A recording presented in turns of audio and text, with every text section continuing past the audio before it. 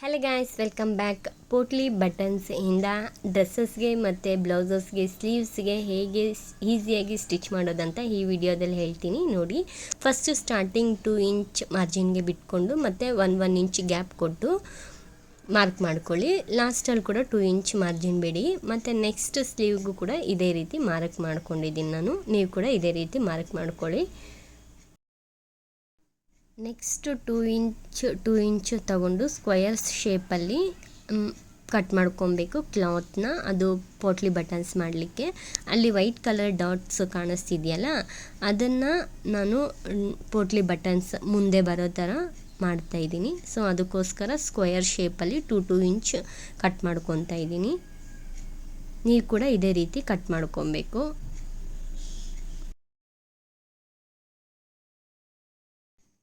Next cut ಮಾಡಿದ್ದಾದಮೇಲೆ ಈ ರೀತಿ ಥರ್ಮಾಕೋಲ್ದು balls ತಗೊಬೇಕು. ಎಲ್ಲ ಒಂದೇ ಸೈಜ್ ಇರಬೇಕು.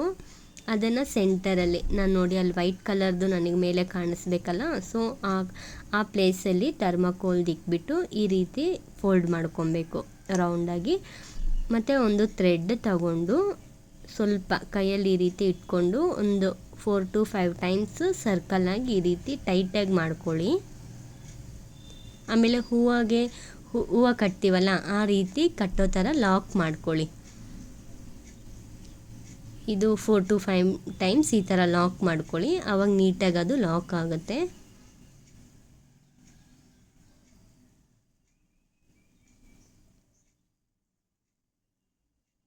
ಈ ರೀತಿ ಲಾಕ್ ಮಾಡ್ಕೊಂಡ್ಮೇಲೆ ಕಟ್ ಮಾಡಿ ಸೈಡಲ್ಲಿ ಇಕ್ಕೊಳ್ಳಿ. ಇದೇ ರೀತಿ ಎಲ್ಲನೂ ಮಾಡ್ಕೊಬೇಕು, ಬೇರೆದು ಕೂಡ.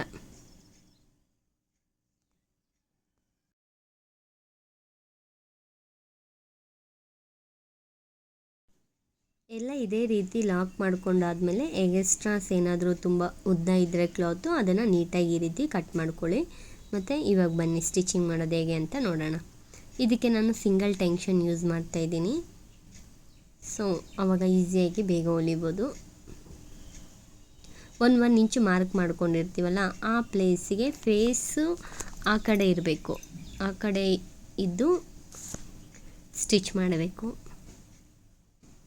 ಇದು ಸೀದಾ ಮೇಲೆ ಇಟ್ಕೊಂಡಿದ್ದೀನಿ. ಕ್ಲಾತು ಸೀದಾ ಅಂದರೆ ಮೇನ್ ಕ್ಲಾತ್ ಇರಬೇಕು. ಮೇನ್ ಕ್ಲಾತ್ ಸೈಡ್ ಇಟ್ಕೊಂಡು 1 ಇಂಚಿಗೆ ಗ್ಯಾಪ್ ಕೊಟ್ಟಿರ್ತೀವಲ್ಲ, ಮಾರ್ಕ್ ಮಾಡ್ಕೊಂಡಿರ್ತೀವಲ್ಲ, ಅದ್ರ ಮೇಲೆ ಸ್ಟಿಚ್ ಮಾಡ್ಕೊಂಡು ಬರಬೇಕು ಒಂದೊಂದನ್ನೇ ಇಟ್ಕೊಂಡು.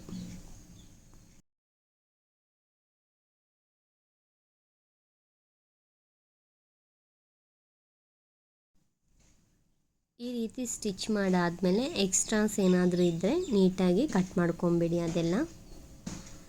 ಇನ್ನೊಂದು ಸ್ಲೀವ್ನ ಕೂಡ ನಾನು ಇದೇ ರೀತಿ ರೆಡಿ ಮಾಡಿ ಇಟ್ಕೊಂಡಿದ್ದೀನಿ. ನೀವು ಕೂಡ ಇದೇ ರೀತಿ 2 ಸ್ಲೀವ್ನ ರೆಡಿ ಮಾಡಿ ಆದಮೇಲೆ ಒಂದು ಕ್ಲಾತ್ ತಗೊಂಡು ಅದು ಒಂದು 1.5 ಇಂಚು ಇರಬೇಕು ವಿಡ್ತು. 1.5 ಇಂಚ್ ಇರಬೇಕು. ಅದು ಡಬಲ್ ಫೋಲ್ಡಿಂಗಲ್ಲಿ ಇರಬೇಕು.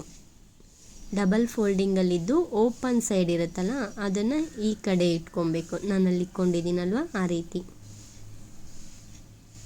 ರೀತಿ ಇಟ್ಕೊಂಡು ಅದು ಉಲ್ಟಾ ಮೇಲೆ ನಾವು ಸ್ಟಿಚ್ ಮಾಡಬೇಕು. ಆಲ್ರೆಡಿ ಮೇನ್ ಮೇಲೆ ಸ್ಟಿಚ್ ಮಾಡಿರ್ತೀವಲ್ಲ, ಡಾಟ್ಸ್ ಇಟ್ಕೊಂಡು ನೋಡಿ ಅಲ್ಲಿ ತೋರಿಸ್ತಾ ಇದ್ದೀನಿ. ಆ ಪೋಟ್ಲಿ ಬಟನ್ಸ್ ಎಲ್ಲ ಕೆಳಗಡೆ ಇರುತ್ತೆ. ಕೆಳಗಡೆ ಇನ್ನೂ ಕೆಳಗೆ ನಾವು 2 ಇಂಚಸ್ದು 1.5 ಇಂಚಸ್ ತೊಗೊಂಡಿರ್ತೀವಲ್ಲ, ಅದು ಇಟ್ಕೊಂಡು ಸ್ಟಿಚ್ ಮಾಡಬೇಕು.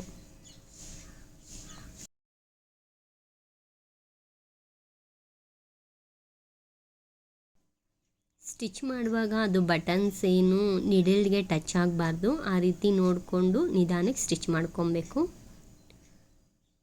ಇದು ವಿತೌಟ್ ಲೈನಿಂಗ್ ಸ್ಟಿಚ್ ಮಾಡ್ತಾ ಇದ್ದೀನಲ್ವ, ಅದಕ್ಕೋಸ್ಕರ ಈ ರೀತಿ ಪೀಸ್ ಕೊಡ್ತಾ ಇದ್ದೀನಿ. ಇಲ್ಲ ನೀವು ಲೈನಿಂಗ್ ಹಾಕಿದರೆ ಅಂತೂ ಇನ್ನೂ ಈಸಿಯಾಗಿ ಉಲ್ಟಾ ಮಾಡ್ಕೊಬೋದು. ನಾವು ಇವಾಗ ಮೇನ್ ಕ್ಲಾತ್ ಮೇಲೆ ಲೈನಿಂಗ್ ಹಾಕಿ ಹೊಲಿತೀವಲ್ಲ, ಆ ರೀತಿ ಮೇನ್ ಕ್ಲಾತ್ಗೆ ಪೋಟ್ಲಿ ಬಟನ್ ಸ್ಟಿಚ್ ಮಾಡಾದಮೇಲೆ ಅದ್ರ ಮೇಲೆ ಲೈನಿಂಗ್ ಹಾಕಿ ಉಲ್ಟಾ ತಿರುಗಿಸ್ತೀವಲ್ಲ, ಆ ರೀತಿ ಸ್ಟಿಚ್ ಮಾಡ್ಕೋಬೋದು. ಇದು ವಿತೌಟ್ ಲೈನಿಂಗ್ ಅಲ್ವಾ, ಅದಕ್ಕೆ ಈ ರೀತಿ ಪೀಸ್ ಕೊಡ್ತಾಯಿದ್ದೀನಿ. ಮತ್ತು ಇದನ್ನು ಈ ರೀತಿ ಫೋಲ್ಡ್ ಮಾಡಿಕೊಂಡು ಸ್ಟಿಚ್ ಮಾಡ್ಕೊಬೇಕು.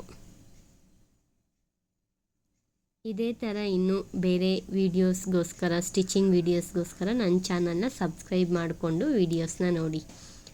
ಇವಾಗ ಡ್ರೆಸ್ಗೆ ಅಟ್ಯಾಚ್ ಮಾಡ್ತಾ ಇದ್ದೀನಿ. ಇದು ನಾನು ಡ್ರೆಸ್ಗೆ ಸ್ಟಿಚ್ ಮಾಡಿರೋದು.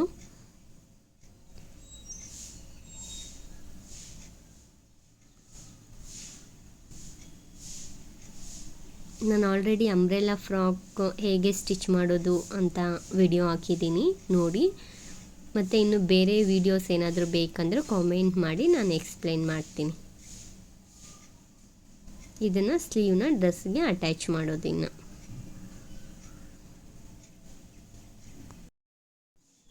ಸ್ಟಿಚ್ ಮಾಡಾದಮೇಲೆ ಈ ರೀತಿ ಬ್ಯೂಟಿಫುಲ್ಲಾಗಿರುತ್ತೆ.